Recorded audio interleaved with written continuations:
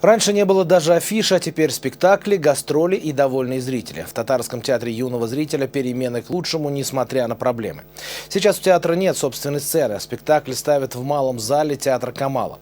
Сегодня юбилей отмечает человек, для которого каждый день театр – директор Татарского ТЮЗа Мансур Ермиев.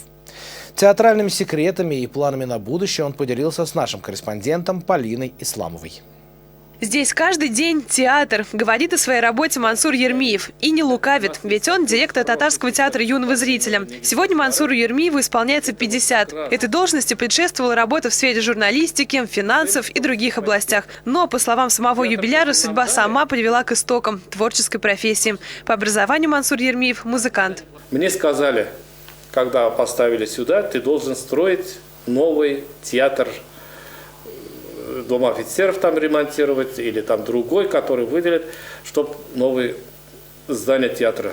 Я буду стараться изо всех сил. Мансур Ермиев руководит Татарским ТЮЗом немногим больше года, но планы у театра грандиозные, да и сделано уже немало. Артисты выступают не только в Казани. Их спектакли любят и ждут по всему Татарстану и России. Правда, сцена самого театра сейчас в аварийном состоянии, поэтому спектакли ставят в малом зале Камаловского театра. Кстати, в ТЮЗе радуют спектаклями не только детей, но и взрослых. Потому что мы все равно готовим будущих зрителей для театров, для других театров, потому что это вот такой, мы выполняем функцию некого посредника, который через наш театр, они получают, то есть дети, школьники получают очень важную ценность в человеческом характере, это доброта.